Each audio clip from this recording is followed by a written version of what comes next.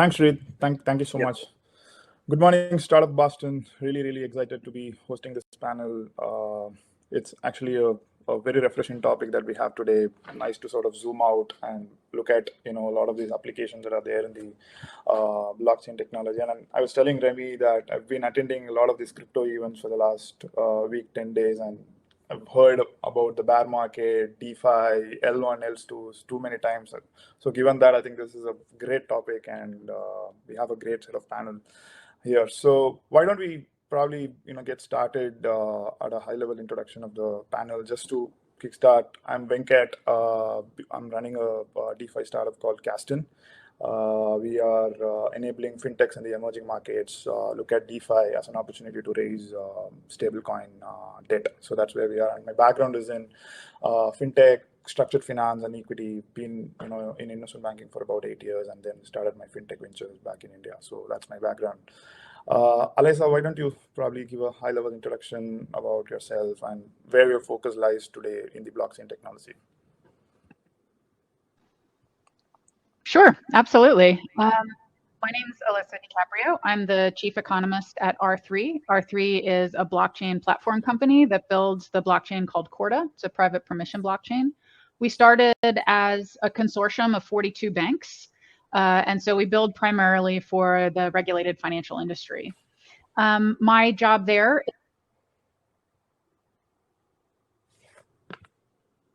as head of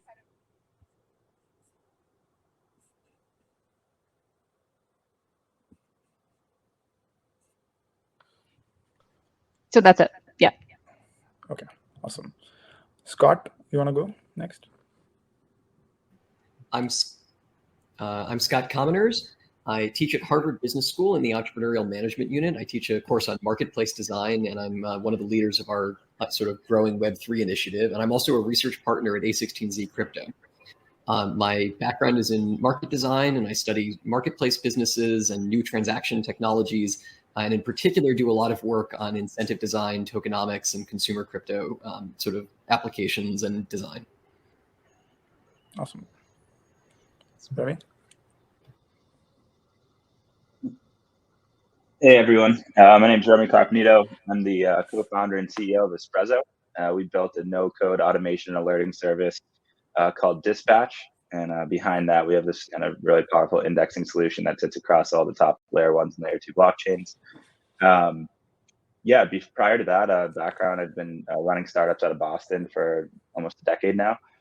Built a higher education startup prior to this called Campus Tap, and got into crypto full-time in 2017, 2018. Great. Thank you so much for that introduction. So I think let's just get started. So I want to first talk about the overall technology and its sort of applications and panel's take on that. If you look at any kind of disruptive technology, including blockchain today, it's sort of accessible only to the big enterprise and big names that are out there. Okay. As a result, I think these kind of technology sort of become unapproachable for the large masses and the small and medium enterprises that are out there. So what do you think on this trend and on the assumptions that's out there? Alyssa, you want to take in probably first? Sure. Well, I think it's an interesting question, but I think it has the technology a little bit backwards. Because I think there's two reasons that blockchain is actually the opposite, where it's a technology for everyone rather than just big companies. I would say, on the first side, it's because it started, just philosophically, right? It started as a way to disintermediate the big companies that run the global financial architecture. And then the second is more geographic, and this is where I think it's pretty interesting, which is that blockchain it isn't located in any one country or any one region, right? It's something that happened everywhere. One of our earliest projects was in Thailand. Another one was in South Africa. Of course, we have projects as well in Europe and the US, in South America. So I think it's actually like very, very multi-purpose in that way. I think the one way that question does get it right is big companies have a lot of resources, but they're also very risk averse. So I think, you know, I would take issue a little bit, and I would turn the question around, because I do think that what we're seeing is a lot of the innovation coming from startups and from small companies all over the world. I think where you do see big companies is they just have better PR machines, and so it looks like they're doing much more. Absolutely, absolutely. Yeah, maybe let me quickly riff off of that. And not only is blockchain sort of publicly available, but it's public and interoperable infrastructure, right? It, you know, sort of one particular advantage it creates for startups and new and sort of other new entrants in a given market is that they're able to leverage sort of the whole body of content and history that's created on the blockchain at the outset, right? You know, whereas if you're a creator marketplace in Web 2 and you show up, you know, you have 0 creators and you have to solve this very hard chicken and the egg problem. Whereas if you're entering in Web 3, you can leverage sort of a lot of existing information and sort of creator content. And if you build a better platform for those existing creators, they can just transfer all of their assets over because you're pointing to the same information on the blockchain. Remy, you had a thought there? Yeah, just in one additional thing, I guess, like since the origin of Bitcoin, like it started as a peer-to-peer network, right? It started as an individual transfer of value, and obviously with the advent of Ethereum and some of these application-based blockchains, the use case has expanded quite drastically.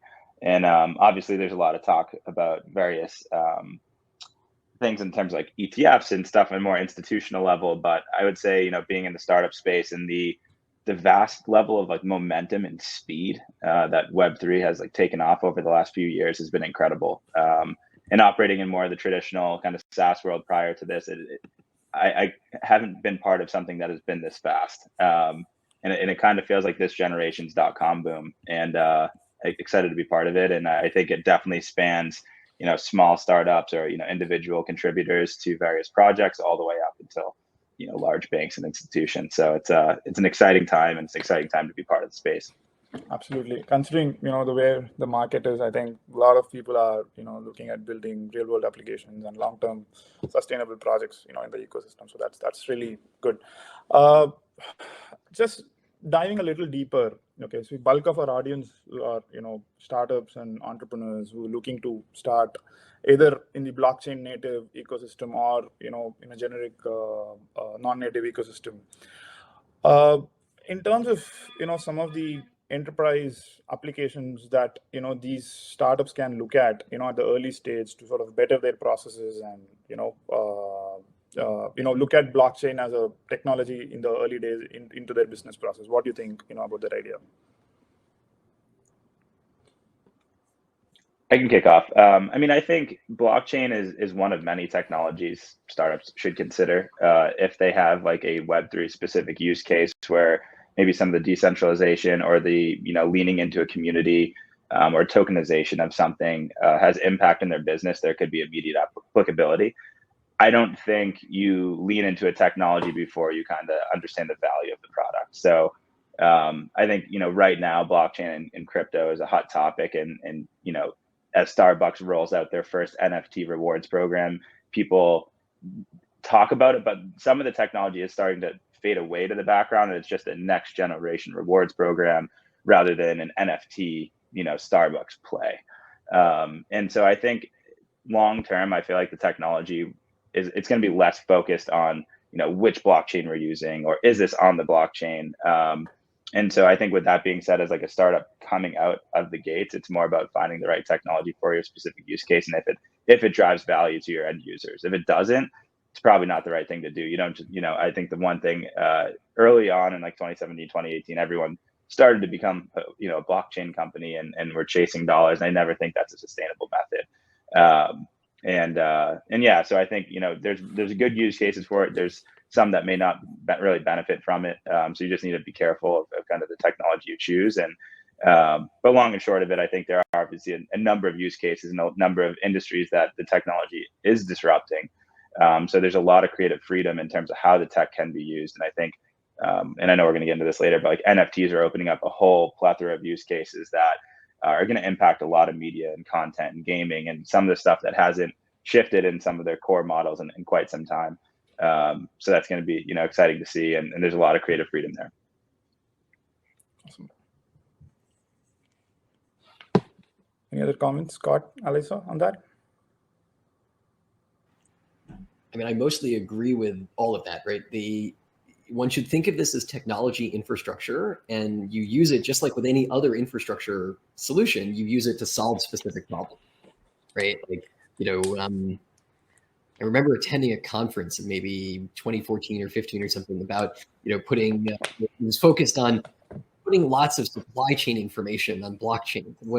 And this was a very strange use case, right? Like basically what was happening was these companies were putting their supply chains in ledgers, and they were using a blockchain as an implementation for their ledger. It was actually a pretty inefficient solution because they didn't actually need decentralized ledgers for the applications they were using. And by contrast, right, like, there's a lot of excitement now about using NFTs for event tickets. The idea being that event ticket, digital tickets as they currently are manifested, are a QR code in your email or something like that. First of all, it lacks physicality. Second of all, it lacks proof of uniqueness. So if somebody sells you a ticket that they have previously purchased, you don't know that they haven't sold it to 5 other people. And so for something like this, like NFTs, which make it very, very easy to explicitly verify ownership, they create a unique asset that can only be held by one person at a time. They sort of directly solve that problem. And so as you're a startup, if you're thinking like, do I want, a blockchain implementation, the real question is, how does it respond to your specific use case? Does it solve a core problem? In the case of NFT tickets, it certainly does. In the case of these sort of blockchain supply chain ledgers, not obviously. Awesome. I think interesting you mentioned, about the supply chain and also the token as sort of, rewards for more customer engagement, on the platform, both, blockchain native and non-blockchain startups. We'll dig a little deeper. But before I close out on the enterprise application topics, have you come across, any kind of enterprise application which you can sort of pinpoint to, which could be, powerful for some of the, earlier stage companies, actually?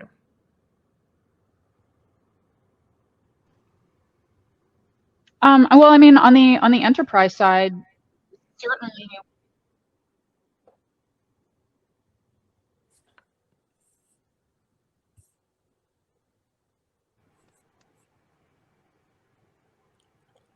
Liza, we couldn't hear you for some reason. Yeah, I was gonna say, I think your audio just cut out. Yeah.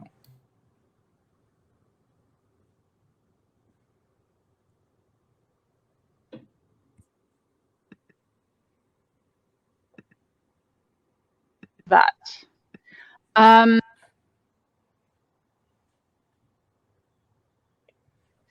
We do see the banks looking for a lot of help. They don't want to do the builds themselves, and certainly they're looking for startups to come in and explain to them how these processes work, how the technology works. And I think there's a lot of influence and opportunities there, because you're talking about large institutions that have an established way of doing things, that are looking for innovation and don't really understand the technology. And this is where the startups come in, right? The startups understand the technology much better. They partner together with the banks to do, for example, a supply chain finance program, where they provide that expertise. And I think increasingly we're seeing that. We didn't see that before. Before, what was happening is banks were going out trying to build stuff themselves, like Scott was talking about, these sort of random supply chain use cases, just to say that they were using blockchain. Over the past 2 years, that has not been the case anymore in my experience. Companies understand what they want, but they understand that they don't have the technological capability to do it. And that's where the startups come in. You want to add something there, Scott? You're saying something. No, I mean, again, I was mostly just agreeing. Yeah.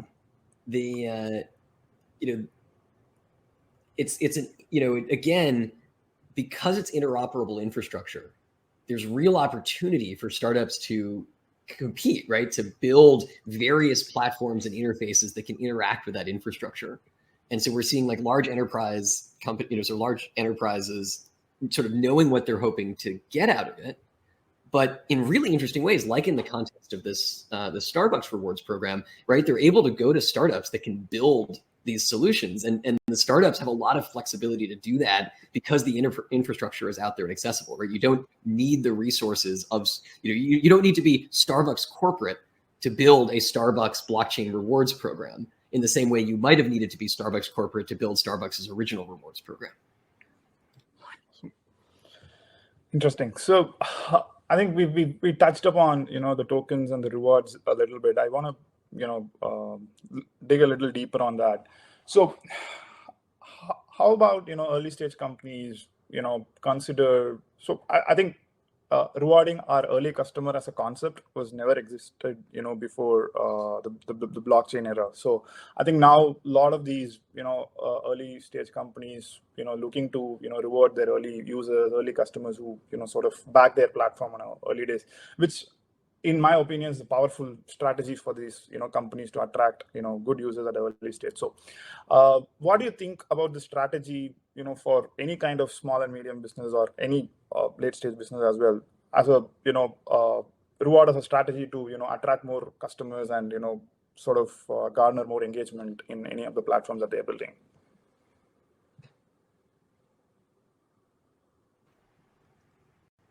Yeah, I can kick off, I guess. I think it's interesting. I mean, I think with crypto and Web3, there's been this massive shift to community and the developing a community, and the impact and the importance of that has shifted, right? Like, I think community was a byproduct of building a successful product. In more of the SaaS world, where you'd have, like, HubSpot's a great example. They built these really loyal customers, and they had these big conferences, and they highlight all the customers, and it works really well. And I think it's more of, the value they get from using the product. I think what's interesting with the shared sense of ownership in Web3 and crypto projects is that there's more invested in the sense of time, energy, the ability to have impact. I think is also really interesting. Like, the community actually has say, especially with a lot of the shift in DAO governance, and it's still very early days in that front, but being able to actually influence a decision that's being made for a project that you care about is pretty incredible. And that just really hasn't been done before at a project level, especially early on. And, or at least not as transparently. Maybe you get customer feedback, but you typically wouldn't see that. The founding team would take that and synthesize it, and maybe you'd see a new feature down the line. Now it's happening in plain view, which is really cool. And I think that those shared incentives, if there's a token involved in the project, or you're part of an NFT community where you almost feel like you're part of a brand and you are one of those early backers of a brand, these concepts are super powerful. And I think that impact of a community that we're starting to already see over the first few years of this technology really taking shape, in terms of, some of the new use cases in the NFT space, I think are going to kind of start shaping where things are heading. And I think, just ultimately, like, long and short of it, the power of the community, building that community, is this, like, amazing springboard to get a project off the ground at a much faster rate than ever before. Absolutely. The metaphor I often use is, the difference between, like, renting and owning a house, right? If you're renting a house, you're not going to invest in putting in a new kitchen, because most of the value of that, renovation accrues to the landlord. In fact, if the landlord wants, they can kick you out as soon as you've installed the new kitchen, right? Whenever your lease is next up, and then they, raise the price on whomever shows up next. Whereas if you own the house, not only do you get to enjoy that kitchen for as long as you want, but when you later do sell the house, if you do, you internalize the value that it creates. And, NFTs and other forms of digital ownership are very much, an example of the same principle, right? When you are a part owner, even if it's a small fraction of a platform or a brand, you have a really strong incentive to invest in driving value to that brand or platform, because you sort of internalize some of that value. And so we're seeing these communities of people who sort of, like, co-create the brand together. And it's really very, very powerful. It's a new, I teach it in my classes, like a new type of network effect around community cohesion. And it's a difference from the classical Web 2 network effects, which are, mostly built around, sort of trying to lock in users and aggregate as much information, but as much data and other information as possible, but sharing very little of the value created with the user. Here, because all the users are incentivized to create value, the pie itself can be bigger. So you're giving up a little bit of the pie early on in hopes of ending up with a much larger one. Oh, Scott, I must tell you that's a very, very interesting analogy, actually, and I'm going to borrow it, to explain to people. That's really interesting. Awesome. So I'm going to shift gears a little bit, talk about financing and funding, because you can't have a discussion about startups without having a conversation about funding and fundraising. So how do you structure funding when raising for a blockchain company? So that's my first question. And the second question is there any other way startups out there can leverage blockchain to raise either equity or debt capital for their businesses?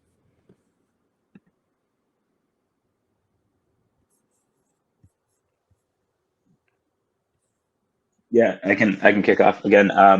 Yeah, I think there's a few different ways, right? And it's all based on what your project goals are too. And sometimes you don't need to raise money, and you can bootstrap a business, and there's absolutely nothing wrong with that. And I think on that thought, there are ways to leverage, like say if you're an NFT project, you're an artist, you don't need to raise $1 if you create a really interesting project and get a community behind it. That could be your funding, that initial mint. And that's a pretty new concept. I mean, obviously, if you have the means and you can do like a pop-up or something to test an idea and all that stuff, it's a little bit more cost intensive, or a little bit more cost associated to it to go live. But now with the kind of these new concept around minting of NFTs and getting projects off the ground and building a community there, that could be a method of fundraising. More traditionally speaking, though, I think as you think about, if you're getting to the point where this is a venture scalable business and you want to go out and raise capital, there's a few different methods. Obviously, you have the more traditional equity style fundraising, where if you're in the very early days, you're most likely using like a safe style note to get people in quickly, light paperwork, stuff that Y Combinator has been doing forever, and it's pretty much agreed upon across early stage investors. Later stage stuff, you can get obviously price rounds, so on and so forth. I'll kind of leave that there. But I would say there's definitely been a shift in a blend of equity, and if you do have a token integrated in your project, maybe for like warrants for tokens or stuff like that. And obviously on anything along those fronts, you definitely want to get legal involved immediately. You need to be very aware and cognizant of the potential liability in that front. I was at a great panel yesterday on kind of the future regulatory framework of Web3 and crypto, and the head of legal of Coinbase and Han Ventures and some other folks were there. And the reality of the regulatory framework now in terms of like a token within the United States is a bit unclear. It's very much a gray area, and you need to be cognizant of that. You really need to do your own research and dig into that if you are going to go the route of the token, and of course, move in with counsel, but move forward with counsel. But ultimately, yeah, I think those are some of the methods. But I have been seeing a pretty heavy shift of like equity plus tokens being a narrative pretty commonly used in the Web3 crypto space specifically. And then again, there's the other form of either doing a mint or an NFT style play that could be your initial. It's almost like your Kickstarter level of funding, but you're building your community and you're actually like getting your product in the hands of the people immediately, rather than saying, okay, we're going to raise $1 million through Kickstarter, and then maybe 18 months from now we'll have a product if it all goes well. It kind of really reverses that, which is super interesting. Yeah, I guess to that, I might add a lot of the blockchain companies have venture development arms. I mean, so for example, with R3, if you're building on Corda, then we do have an entire ecosystem focused on assisting with funding, assisting with capacity building and things like that. So it's not like you have to go it alone, right? And I totally support the kind of what Remy was saying about tokens. I think what we're seeing with almost all of the companies now is they're issuing tokens. But it's becoming a lot more complicated and a lot more risky than it was before.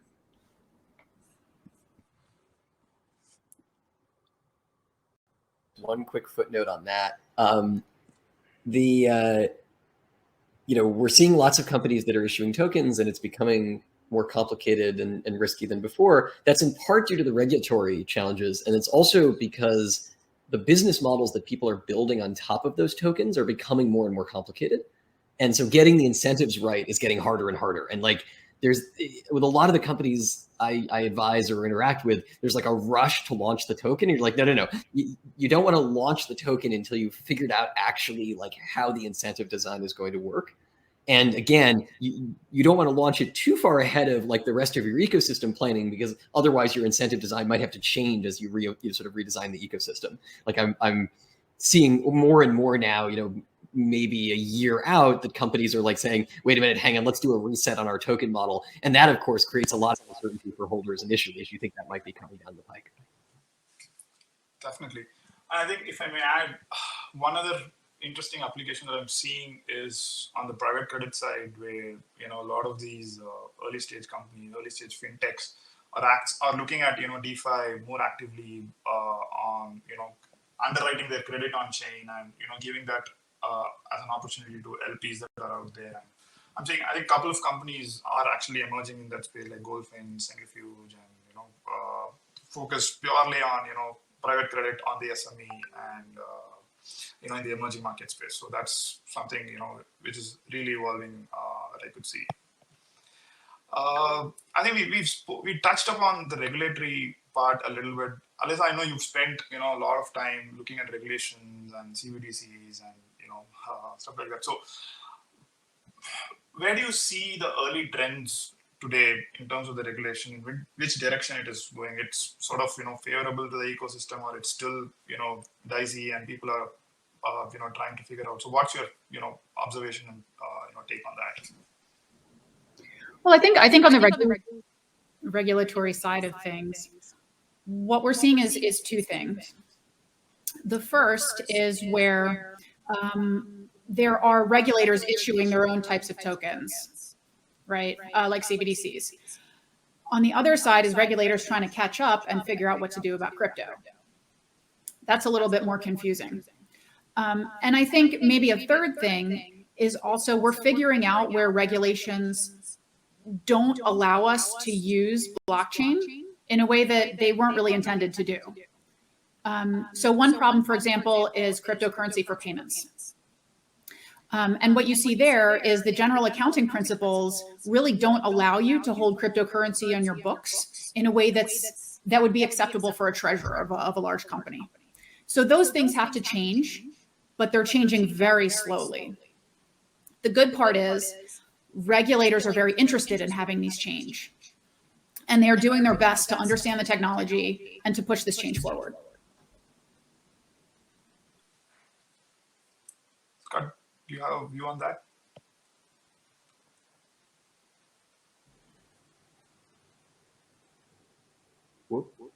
Something glitched about my camera there, but mostly just an echo, right? Like,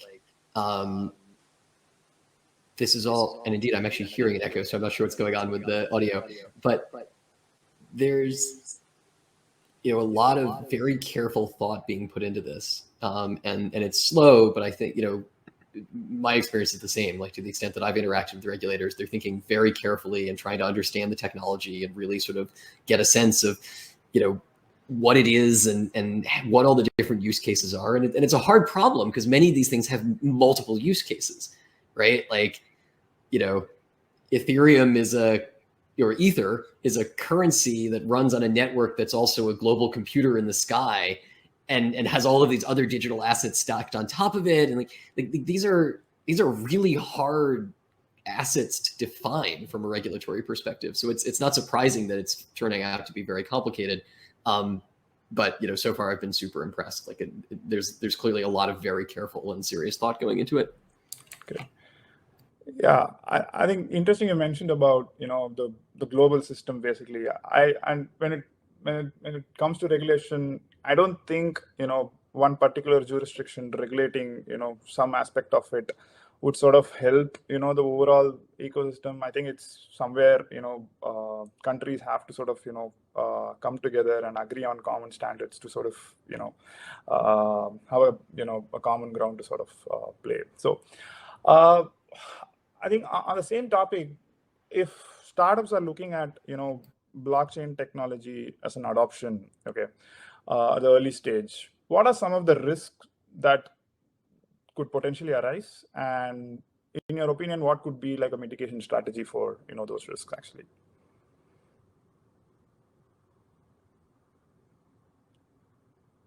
Remy, you want to take in? Probably.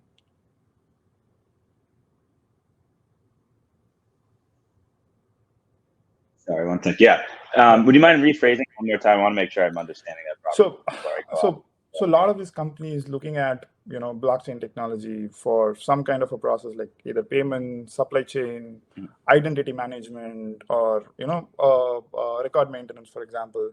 If I'm a company looking at some of this technology to sort of adopt in my business processes, okay, what do you think are some of the risks that I should be cognizant of, and also what potential risk mitigation strategy that I could implement early on so that I'm careful about it. So yeah, it's not my wheelhouse per se, but I have been exposed to it for a little bit, and I say that the number one thing I continuously see is understanding the law that exists today, because regulators continue to lean into that. And if you need to know the baseline stuff of how traditional payment processors are being dealt with now, what type of compliance you need to have now today for existing law, and then having a pulse on some of the initial kind of feedback that's been being sent out, whether it be for the SEC or the CFTC, about how tokens are being handled and looked at from their point of view. So you do need to be pretty vigilant and like stay on top of this stuff. But I think from like a payment standpoint or KYC standpoint, there's a pretty, I'd say direct list of steps you need to follow to be compliant. And that's pretty involved. And, you typically need to work with approved banks or have a banking charter or license in order to do that type of stuff. So there's a few different ways to go about it, but it is I would say lean into the existing legal frameworks today, and then obviously keep a pulse on what type of stuff is being talked about on the token side. But it's there's a lot to it. That's a pretty loaded one.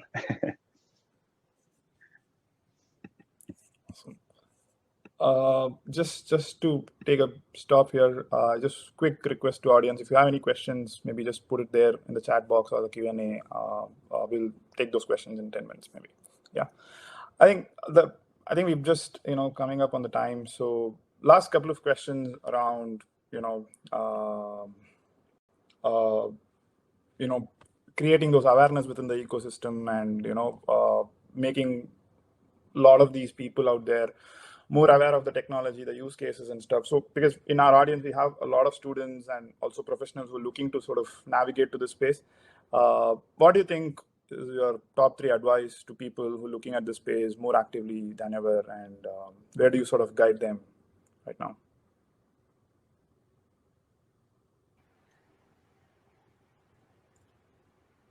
Go ahead, Scott. Go ahead, Scott. Maybe I'll start by giving the sort of somewhat goofy professor answer, and then you guys can give the actual like entrepreneur answer. First of all, there is one thing that is really special about crypto relative to other technology, like areas of technology used in entrepreneurship, is there's just a ton of incredibly good writing and messaging from people in the space. This is everything from Twitter threads to mirror posts to really extended like essay collections. Like, one of my first like real exposures was this like series of lectures that were turned into essays. I think with a name like the Internet of Money or something like that. And so one thing, and again, this is the goofy professor answers, you can just go and read, right? If you're interested to see what people are doing and what they're thinking about, like, a lot of it is actually written down, and people are very generous in like, sort of sharing their thoughts and insights in real time. And again, especially like Twitter as an inflow is very powerful. And then the other thing I would say is you should, try it, like sort of experience the ecosystem a little bit. I have all of my students, if they haven't already, install MetaMask wallets and like just explore connecting to a couple of apps, and we like, give them an NFT and the reason for this is that just the process of doing that exposes so many entrepreneurial opportunities, right? Everyone's like, wait a minute, like I'm custodying my own keys, and like, and if I lose my, key, my password effectively, it's never recoverable. And I'm like, yeah, how do you feel about that? And they're like, this is terrifying. Like, what if I stored like thousands of dollars here? Like, look, next week we're going to have a class guest who has literally like millions of dollars of assets in one of these things that he is self-custodying. And so those types of conversations come out of the experience of having sort of played around in the ecosystem. Again, I'm not suggesting you go out and buy millions of dollars of NFTs tomorrow. Like, this is like explore, experience, like, sort of do a bunch of lightweight stuff. both to get a feel for how crypto feels today and to like identify the pain points that could describe how crypto might want to feel in the future. Oh, and yes, someone said in the chat, again, I'm not a lawyer. I am not a security expert. This is not legal or security advice. But yes, getting a hardware wallet is very important. And again, is another piece of exposing sort of the experience of the space, right? Like self-custodying assets is very different from what we're used to in fintech and other digital products. Absolutely. Yeah, I'd echo all of that. I mean, when I went down the rabbit hole, I just started reading any article I could find. And this was back in like 2016, 2017. So there was less content, but there was still a bunch of great content. One of the first things I did, and I recommend everyone to do, is go read Satoshi's white paper about Bitcoin and understand the problems they were trying to solve. And that is an amazing starting point. And then from there, you pick your topic. If you want to go into NFTs, there's deep thread, there's whole books, I imagine, by this point. But I mean, a lot of the stuff is online, and you can get incredible insight from these pieces. And Twitter obviously is extremely active. Crypto Twitter is vast, so there's a lot to see there. There are great threads, like Scott said as well. I think the other cool thing and other ways to try beyond like even purchasing crypto or moving it around via MetaMask or interfacing with the various dApps, these communities are very open. You can hop on the Discord, get a Discord account, jump into a community that you may think be interesting, that's emerging in the NFT space or maybe in the governance space or anything really, and just see what people are talking about. There's all these different channels broken up by topic, so you can kind of get a pulse of like what's trending within those communities at any given point in time.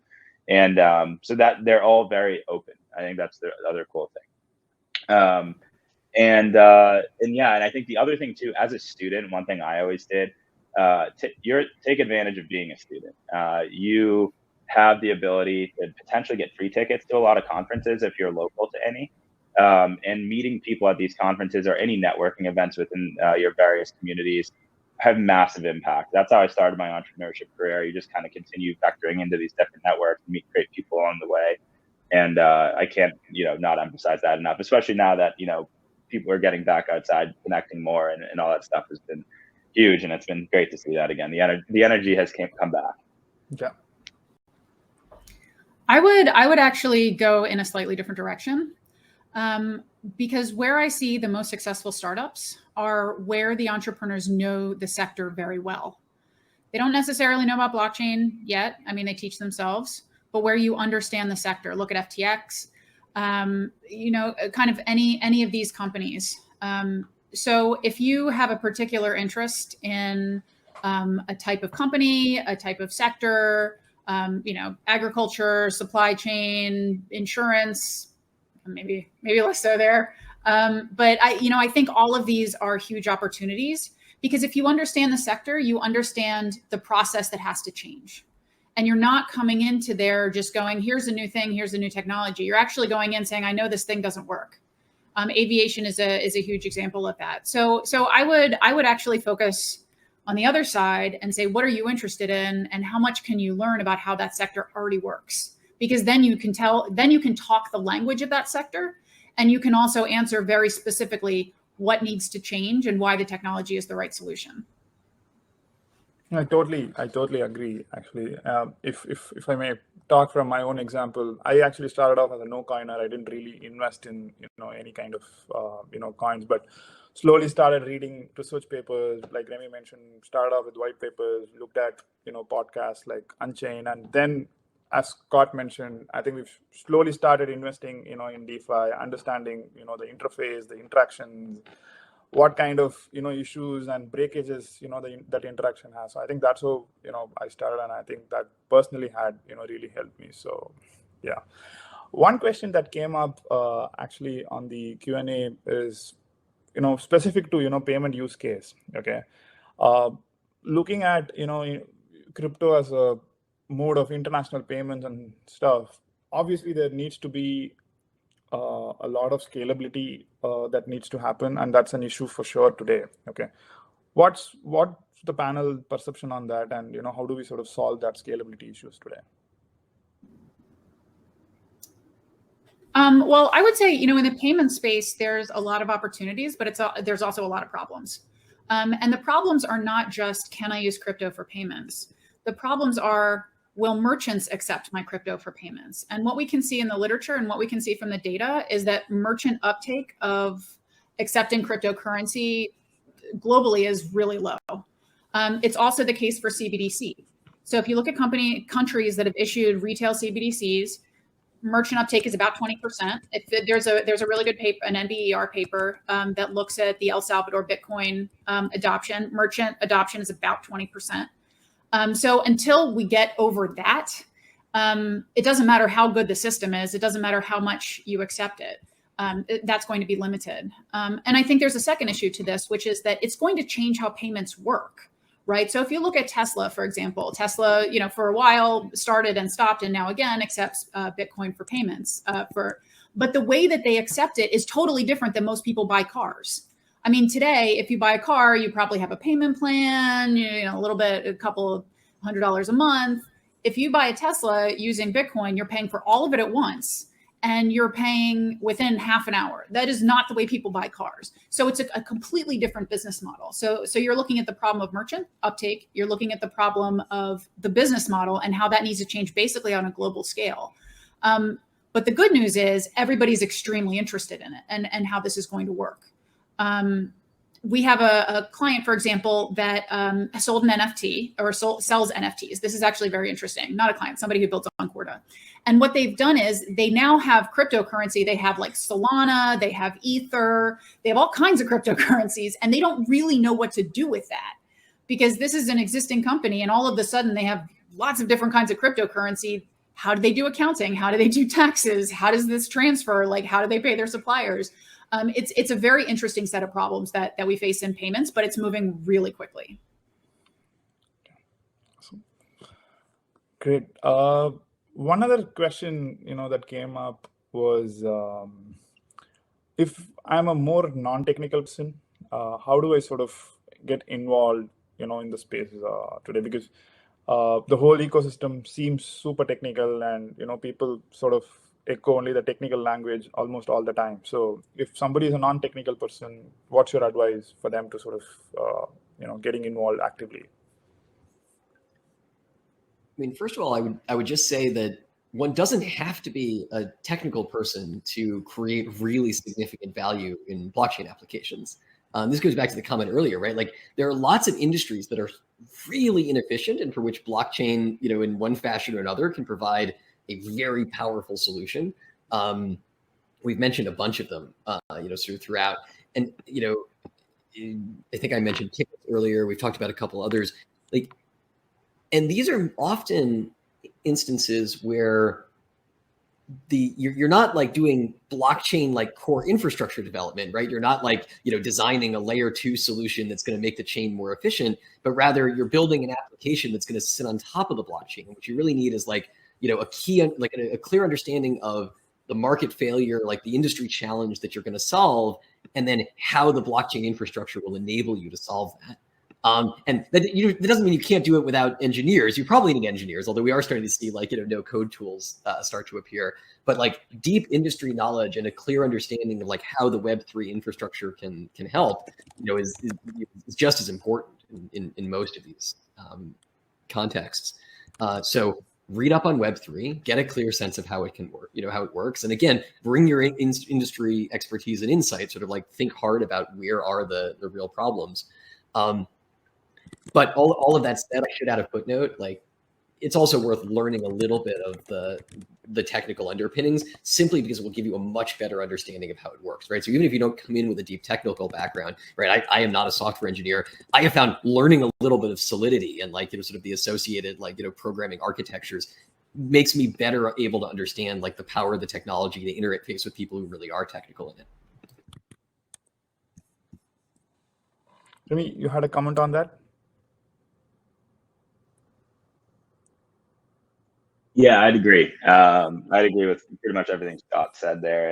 And I think, obviously, depending on what your goals are, if you're just trying to get into the industry or get more exposure to it, there are purely fully non-technical ways to get in. I do 100% agree having a technical a baseline of technical understanding of what blockchain technology is and how it works and what the EVM is if you're looking at Ethereum and compatible blockchains, like that has a lot of value. And you also start understanding why there are some limitations in the current setup of a lot of these projects. But I'd say like other things that are immediately approachable without any technical background, if you just want to be part of a community or just get some more exposure, like the NFT space is really spanning many different verticals now, right? Like obviously you have art, and I think art was the initial kickoff of like profile picture style art for NFTs, but obviously it's going to expand. Scott mentioned earlier, ticketing, 100% immediate use case.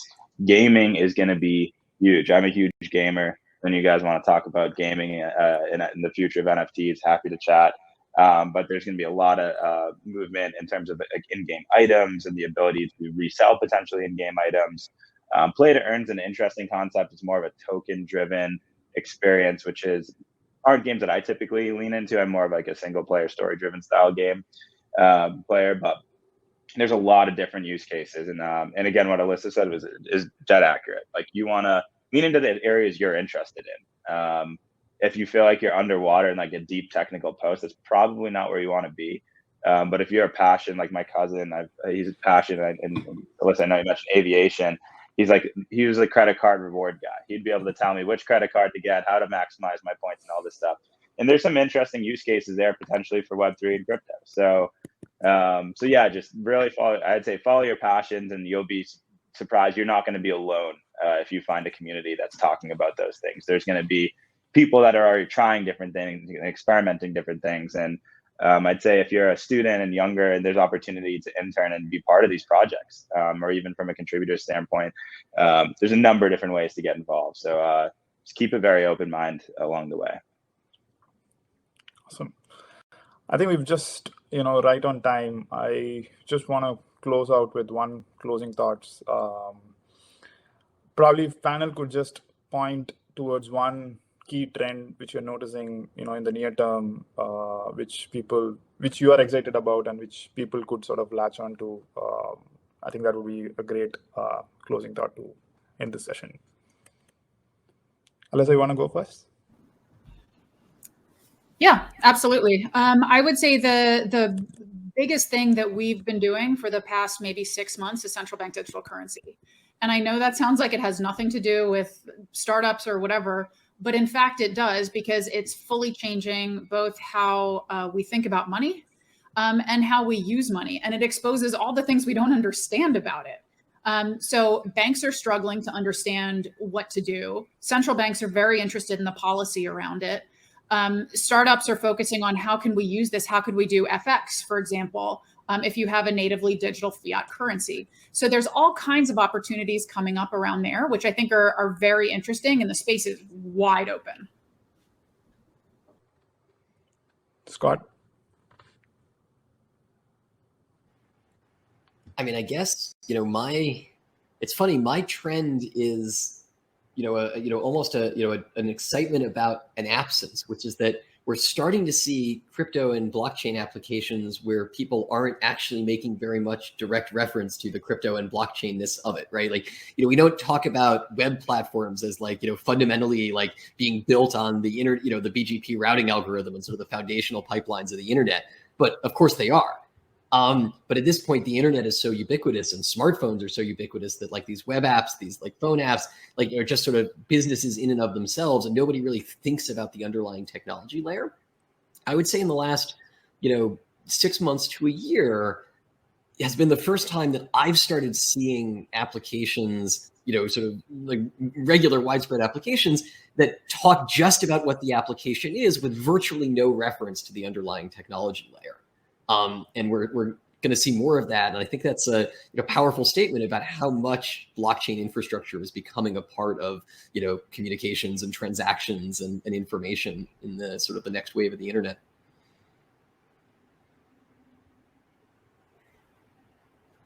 Yeah.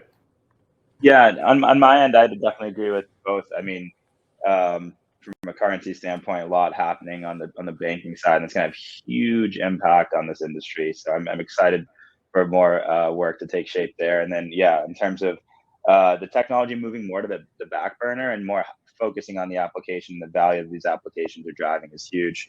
And definitely, it's definitely been happening, and it has been interesting. There has been like a pretty tangible shift in the space. And I'd say for me, I mean, I'm very bullish on the NFT front. I think, again, not in its current form, I think it's okay. It's a good way to build awareness and exposure to more people. I think having a tangible use case of crypto in terms of art or something that people can relate to is going to onboard the next 10 million users. And obviously, I already referenced like gaming, the level of people in games, and there's been some pushback. So it's been interesting. I think there's a slight misunderstanding and misalignment of the way Web3 and crypto can have a positive impact in gaming. And I think that needs to take shape more. It's early days. I think the reality of like building games takes time, and it's really hard. And so I do think there's going to be a lot of things happening there. And then, as Scott mentioned too, and kind of some of the stuff we're doing, like making this stuff more accessible is what we're trying to do. Like no code alerts and automation. Like you don't need to run your own node and build out a custom API to interface with this stuff. Like point and click and go. And that's where I think we see things coming, and like abstracting this technology away in some cases will make things more accessible, give people more insight, and start having a better pulse of how this is all moving in real time. So no, I'm obviously super bullish. I'm dedicating my life right now to this, and as we all are. And I think there's so much opportunity, and there may be a new smart contract standard that comes out that none of us have thought about. That could be the next big pillar in Web3, and that's likely over the next few years. So it's a great space to be part of, and it's a really exciting time. Thank you so much, Alyssa, Scott, Remy, for joining today. I think it's been a great session. Very, very informative. Thank you so much, and you guys have a great day. See you all. Thank you. Thanks so much to the audience.